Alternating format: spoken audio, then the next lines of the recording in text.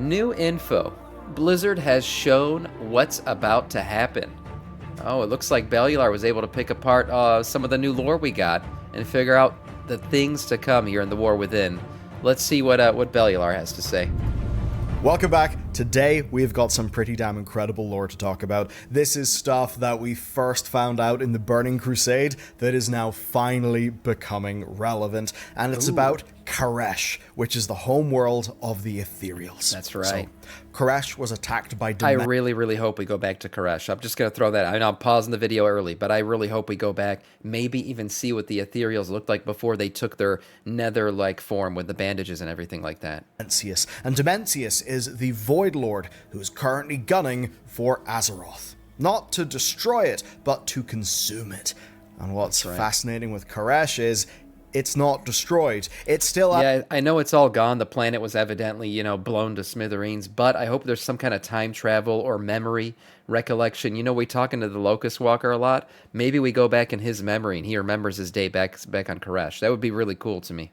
Out there waiting for us to show up. And what's bigger is that a new detail of what happened before it fell has emerged via the War Within. Koresh and Azeroth are doing the same thing. And our job is to not end up like the Ethereals. So you might be wondering where this comes from, and the good news I've got for you is this is no major plot spoiler of something that happens during a new War Within zone. Basically, it's a tidbit we get from Jaina near the start of the expansion that sets up something absolutely massive if you know the lore. So, this comes right Jaina. At the very beginning of the War Within, she has a chat, and when you talk with her, she says this: Locust Walker told us that the people of his homeworld once received a vision, not unlike the Radiant Song, and then Koresh fell to shadow. By the time the Ethereals realized their world was warning them of the coming danger, it was already too late. We cannot allow the same thing to happen in Azeroth. Right. So, these people already went through this. The same things that we're going through. They're basically telling us that this is very familiar to them. These songs of Azeroth and everything else, because this is what happened before their world was destroyed. And if you remember during the quest line, when we talked to Locust Walker, when Locust Walker is talking with Illyria, he laughs when he hears about Xal'atath as the Harbinger. He drops that line, Harbinger, and he laughs. He goes, is that what she's calling herself now? So, they're familiar with all of these characters. They know about Xal'atath. They met her before. They know about, Demancius, obviously, and the Void Lords and what they're capable of. So they're trying to warn us, essentially, of what is to come and how maybe we could stop it.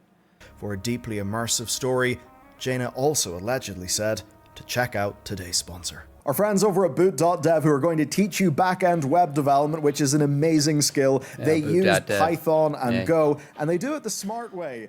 I think because one of their co-founders... Yeah, maybe they can't hear the song of Azeroth, but they obviously know from the player characters and everybody else that this song is happening. And not just any code, because they are working you through role-playing game-inspired problems. You can see the founder's passion in it, and that's good, because it's a similar passion to what we have. The site itself has got quests, levels, XP, achievements, that sort of thing, and you can get 25% off your first purchase with my link and code, which is down below. Now, they are actually pros themselves, and that's why their approach is pragmatic and wise. It is designed to teach you the fundamentals that you will need right through to the sorts of things that you would actually be doing on the job. And they're always adding new content, like their recent course on shells and terminals. It's all themed as you basically being a cyber forensic investigator poking around the file system of a big megacorp, which is totally Mr. Robot vibes, which is awesome and fun and engaging, unlike my university experience.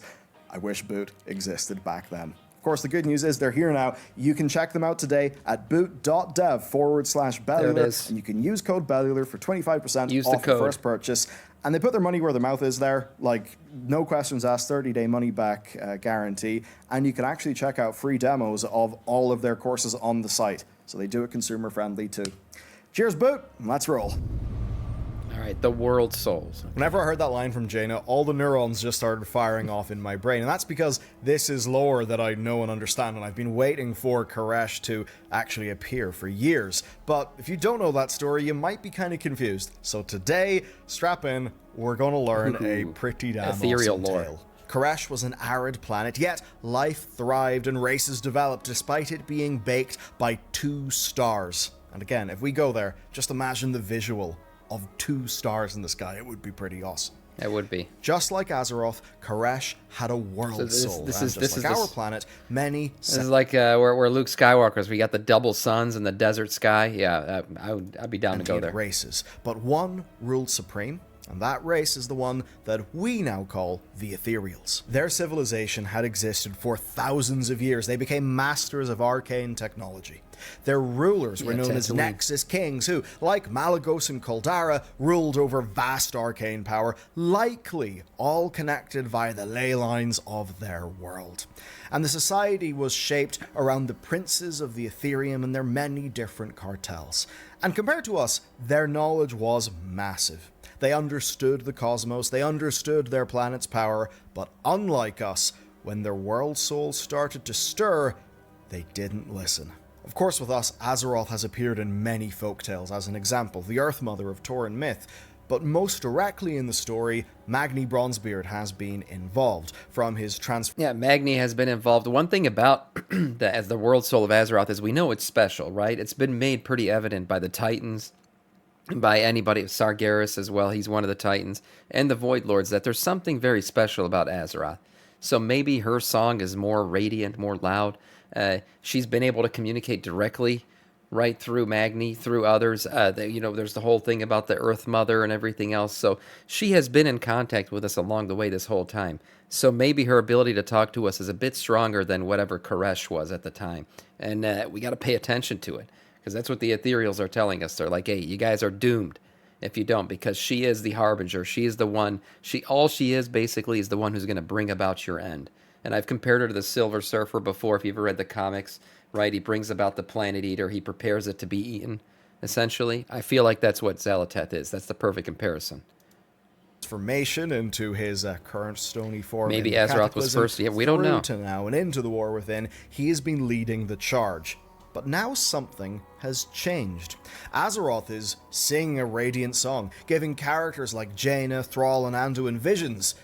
It's a song that doesn't reach Magni, visions that he does not see. So something has changed, and now with Jaina's revelation, it is clear that we need to take a look at Koresh, we need to think about Dimensius, and talk about the story of how that planet fell, and how the Ethereals actually look the way they do. It's very suspicious that Magni cannot hear the songs right now, because you know what that makes me think? Maybe he was never talking to Azeroth to begin with. Maybe he was being duped. Maybe he was talking to the old gods the whole time. I mean, we always heard the line, the Diamond King has been made a pawn. That was an old N'Zoth line. Maybe he was never talking to Azeroth. Maybe this whole time he's been just doing the old gods' bidding, not realizing it. That's an interesting one. The wounds, the 5 heads. Yeah, I don't know. Dimensius first. He is the only named Void Lord, and of them he seems to be the most active. He is Xal'atath's personal patron, and actually gave her the staff Void Song, which we recently discovered, but that happened long ago during the days of the Black Empire when Azeroth was all old gods. Now this is all part of a plan that would have her become his harbinger, the person who would set into motion events that will bring him to Azeroth and spell our doom. Oddly, we actually defeated Dimensius during the Burning Crusade, but back then he was a mere dungeon boss, and that's because he had only manifested in at a fraction of his actual world-ending power. Next, I'm going to give you a glimpse of what a slightly larger fraction of his power looks like. I do have to say, though, if we do ever fight Dimensius, I hope it's not like a direct, we got a 30-man raid together. There has to be some kind of overpowered, like empowered by Azeroth kind of moment or something, because I think that'd be ridiculous. The power creep to be able to defeat a Void Lord would be freaking stupid. I don't want to become that powerful, I'm not going to lie. I don't want that power creep to reach that level where we can fight basically universal threats with the capability of destroying entire planets. I prefer to be able to fight like dire wolves and some dragons and shit. I think that power creep is too high. So hopefully if we do fight him, it's like, I don't know, with the Titans at our side or something, some kind of overpoweredness to also help us in the fight. And then we kill the Titans too, who knows. But we should not just fight him directly. And I say slightly large because if he gets access to Azeroth, canonically, his power will be far greater than anything the Ethereals dealt with. Ooh, damn. How Demencius found the world of Koresh is a question that still fractures ethereal society. We can imagine there was a harbinger on that world, perhaps even a plan that extended longer into history than the ethereals could have imagined. But before Demencius came, Koresh sent a radiant song to its people, begging them to listen. And that the ethereals ignored this is rather telling in itself. I mean, how deeply did the Void sink its tendrils in before devouring its prey? How many ethereals work towards their own doom? We don't know, Right. but it's all stuff that could make for incredible storytelling, perhaps in a future patch zone. Regardless though, Demencius did manifest, and here is that tale. Over the ethereals' once great magical cities, countless portals to the Void opened. To the Void and the twisting nether, and this bathed the planet in void and arcane energy. It turned the already dry planet into a blasted wasteland. Nexus King Salhadar gathered the best mages of the Ethereum and the cartels to power magical barriers, and this was partially successful. They stopped the Void in its tracks, but it did little for... So that's the magical barriers that we always see around them, right? We saw them in the Burning Crusade for the first time back in Netherstorm. You know, those big purple bubbles? So I guess that's how they survived. Okay. The I didn't know arcane that. energy that now bathed the world, and thus the price was high. They survived the Void, but they became beings of pure arcane light. Their physical forms literally swept away. This ultimately then was the least bad option they felt they had, but existing as an energy being did have its perks, and through that they became incredibly powerful practitioners of arcane magic, and so wielding this magic... I mean, the most important thing they learned how to do is transmog, right? I mean, that's basically the best thing that they learned. Without them, we couldn't transmog, so there you go. They were able to stop Demencius' advance for now, but even as they did this, their own bodies began to dissipate into the Void. Their remaining arcane form began to wither. Turns out that being an uncontained energy being is not a survivable state in the long term. Do they die now? I don't know if they age. I don't know, but obviously they can die. I mean, we've killed ethereals in game. You see what happens. The animation when they die is basically their energy, flies up out of the bandages and just disappears, right? They dissipate. So we've seen them die. Yeah, they're not... whether or not they age and they're immortal, I don't think we know. I don't know how old Locust Walker is, but they must be old. I don't feel like canonically their planet was destroyed recently. I feel like it happened a long time ago. And I don't know if they reproduce either. That's an interesting thought. Like, are the ones... It seems like the ones who were on the planet still remember it. Like, they talk about it as if they experienced it. So they must be old. Right? The destruction of their civilization was worth it for transmog, Sam 2024. True. Wait, isn't the Void stuff coming in part 2? Though not in the War Within. If so, we could have so much good back lore. Yeah. Oh yeah, it's happening in Midnight. Midnight is essentially the loss that we take to the Void, right? Something is going to happen in Midnight. It's essentially the coming of the Void and everything else, but everything in the War Within is building up to that point. So yeah, the War Within is going to build up some really good stories, and that's why this is nice that it's a World Soul Saga, right? You got 3 expansions to kind of tell the lore. It should be pretty good. So they will die out.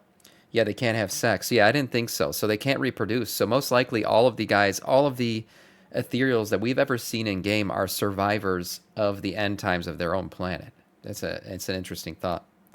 And that gave rise to a solution, one that defines how they look today. Magical, I believe canonically they are ageless now. wrappings That makes sense. enchanted to preserve their forms. And with these wrappings, with this solution, they could last, and last they did. War ruled Koresh for decades as the ethereals held back their Void aggressors, who were led by Pandemonius the Nation Eater. Through all of this, the ethereals fought and they held out for years, and as those years passed, their situation only grew more dire. Yes, you could say that a successful defense is a victory, but without a realistic way to strike back and to fundamentally change their situation, it began to look like a doomed cause. And even in that situation, Demencius was only beginning to manifest. It took unthinkable quantities of energy and will, but with each devoured ethereal soul, he slowly grew. The situation became more and more desperate. With each lost battle, the Nexus King Shalhadar's mind would turn darker. Oh, shit. Away from any bright, happy futures and towards a single-minded drive for revenge that would come to consume his mind. And by that point, the reality of their situation could not be denied. It truly was a losing battle. If they tried to hold their world, they would be utterly destroyed. So with no hope for a successful defense, all they could do was flee into the dark. And flee they did. And rather than unify them, this escape would hasten their divides. Salhadar vowed vengeance and launched a crusade against Demencius. Revenge no matter what the Right, cost. yeah, there are many factions to the Ethereals. We've seen them before. Even in, I believe it was I think in Netherstorm there were 2 different factions of them. You could gain rep with one of them, but the other one was kind of against you, and you would usually end up have to fight against them.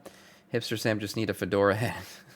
Ethereals have cool lore. They do. Ethereal lore is one of the most things I'm excited for. We do know that there's an ethereal boss in the first raid in the War Within 2.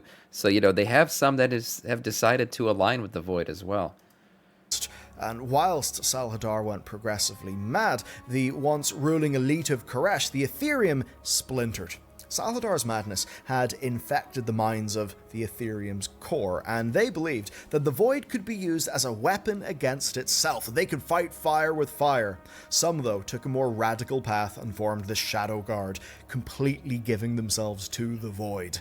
Yeah, then right there's the Protectorate, who attempt to maintain what little remains of their once glorious civilization on Koresh. Right, so I believe it's the Shadow Guard that we used to fight against, and these guys were the ones that we had a reputation with. Beyond that, though, there are other independent groups, like Schaffer's Ethereals, who hunted Pandemonius and bound him, so that Demencius' greatest general could then be used to fight against the Void. And between the Ethereum and many different other groups, we have met loads of these Ethereals on our adventures, of course, mostly during the Burning Crusade.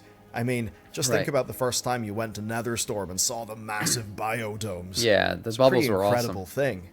Going back to the story, Salhadar's crusade went on for 1,000 years until he wound up on another blast. So if a crusade continued on for 1,000 years and he was leading it, that means they probably don't age, or they age extremely slowly.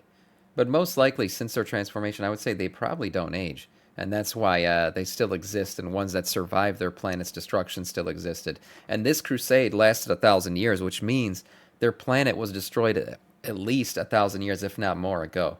So yeah, that whole inkling I had about, it was destroyed a long time ago is correct.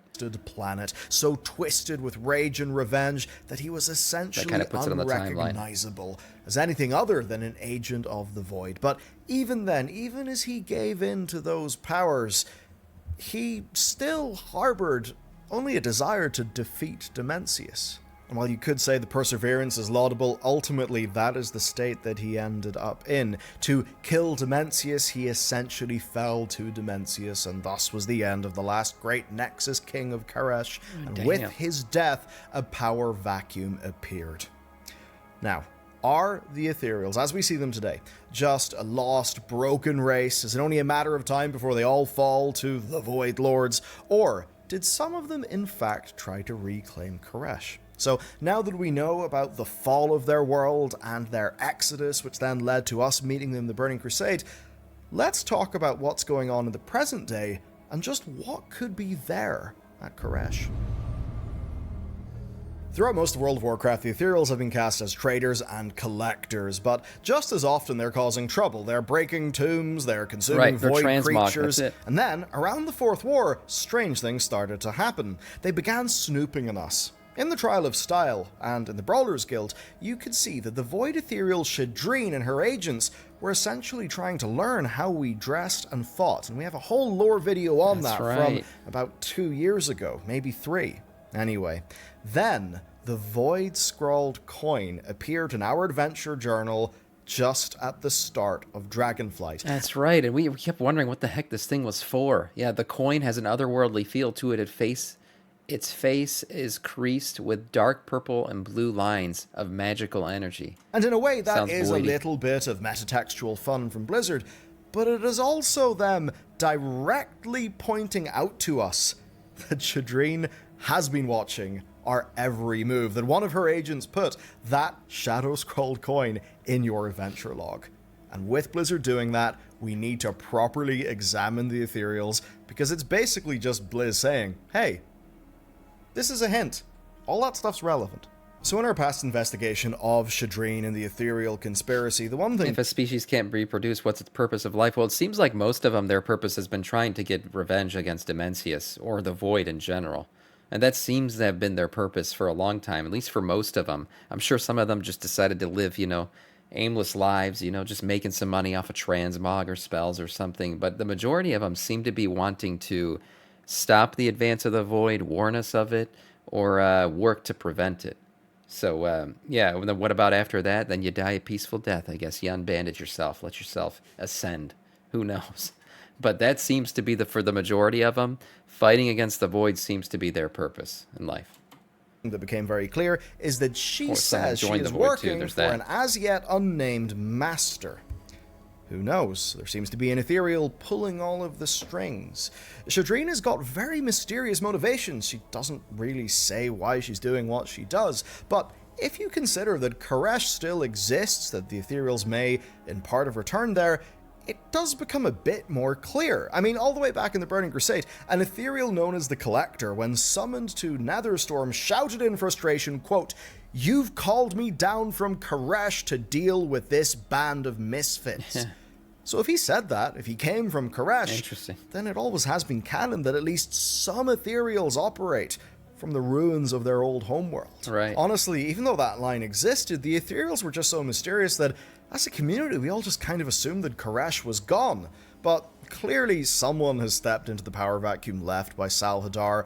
Who knows, maybe that's the person who commands Shadreen. Maybe the bulk of the Ethereum are back on Koresh somehow. We don't know, we haven't visited.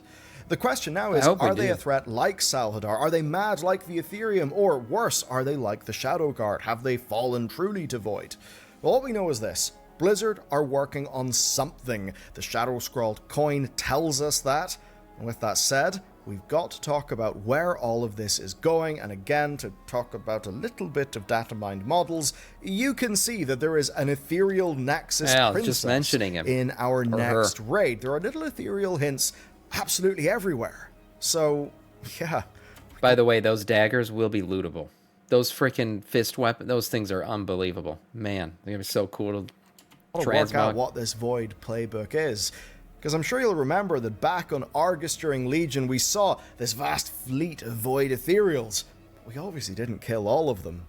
There is more out there. So let's talk about the Void Playbook and what happens next. The Void Playbook. By now, we've taken a look at the fall of a world and a civilization. We know firsthand with Azeroth that Xal'atath is the Harbinger, that after Illyria absorbed the essence from the Void-turned-Narrow Lura, Xal'atath said that the caterpillar had become the butterfly. She is all but the Voids now. That is obviously pointing to something big happening with Illyria, who of course is one of the main characters in the War Within. Yeah, and Xal'atath is like in Illyria's head, clearly. Like she knows a lot about her. When we played through the questline, right, she basically turned, she had a Turellian or an image of Turellian that turned against her. She talked about how, Illyria talked about how that was one of her greatest fears and she knew it somehow. So Xal'atath knows essentially everything about Illyria, and Illyria really knows nothing about Xal'atath so far. So that's an interesting one. She's clearly watching her and waiting for the moment, I guess, to try to turn her or something. Something similar will have happened on Koresh, an interplay of characters wrapped up in the Void schemes. That Salhadar's madness maybe even began long before Demencius appeared and then only got worse. Or maybe there's an entirely new context that could be brought to all of this when we finally learn more. And a great way to teach us more is Locust Walker, the mentor of Illyria. Yeah, of course, Xal'atath believes that Illyria will be key to her plan. That's why she talked about the caterpillar becoming the butterfly. Then Locust Walker, the mentor of Illyria, well, he's doing just that. He is holding her hand as she walks down the Void path. And Locust Walker is such a deeply mysterious character. He is promising control to Illyria, but it's clear that she's still playing with fire. So what role will Locust Walker play? Did he play a role in the death of his world? Is that what makes him a Void expert? Was he the old Harbinger? We don't exactly know, but with the Harbinger... The way he laughs when he says that Xal'atath, oh, she calls herself the Harbinger now, does she? Like, he drops that line. There's something interesting behind that. Like, either he knows her real name, her true form. Maybe she was an ethereal at one point. Who knows? But there's something about his relationship with her that's interesting that comes out of that line. And the ethereals in the new quest was wanting her to choose Void, and it seemed like to me, yeah, it did. It does seem like they're pushing her towards the Void, right? It was a control or domination over Void. Is it control or domination over Void? I'm not sure. I don't think you can dominate the Void. Yeah, just control the whispers, basically. I mean, it's canonized. We've seen it in the comics and stuff like that, the whispers are still there in Illyria's head. Like, she can hear them, and all she's to constantly ignore them and push them away. So it sounds like she's trying to just control it rather than dominate it. Set up in Azeroth, it is basically just nuke time. The Void plan will be to open countless portals across... There is a Void Elf Paladin. Yeah, we'll see if they actually get Void Elf Paladins who use the Void. Surface of the planet to bombard life on the surface with Void, with Arcane from the Nether, and depending on the magnitude of that, I mean, maybe the mages of Azeroth could handle it, but it would weaken us greatly. And of course, given the Midnight expansion happening Quel'Thalas and almost certainly being set... Why can't you dominate the Void? We have not seen anybody have that ability yet. I mean, even the Locust Walker when he talks about the Void, he talks about Illyria doing things carefully and step by step, or else she'll lose control. He talks about it in terms of control, not domination. We've never seen rune magic work on any Void entities either, you know, in terms of dominating them that way. So I don't think it's dominatable. That's the thing. It hasn't been canonized yet that it can be dominated. Centered around the Sunwell, chances are something could go down with the Sunwell. Maybe we just need to know how. Energy could be used to essentially kick the whole thing off.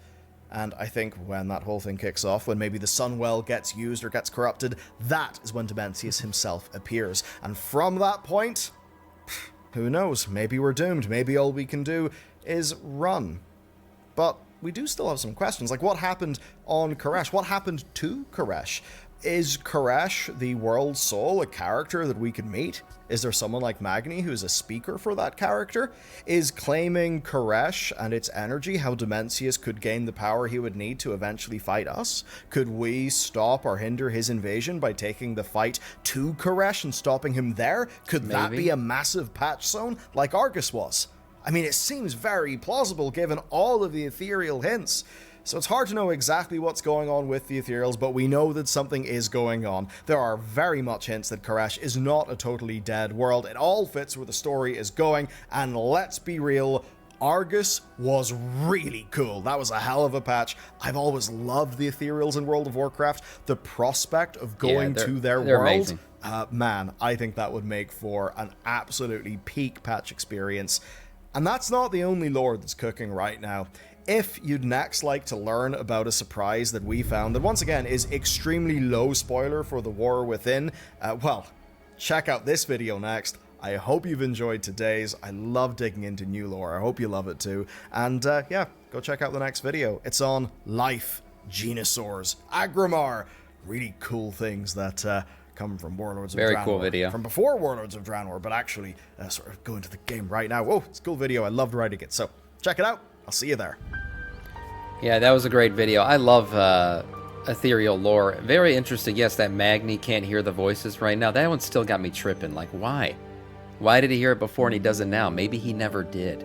And then going to the, Koresh, the ethereal homeworld, maybe seeing what they once looked like, I think that'd be pretty awesome. Some interesting stuff could certainly come out of the next expansion, that's for sure. And the Midnight expansion, most likely. We'll have to wait and see. Great video.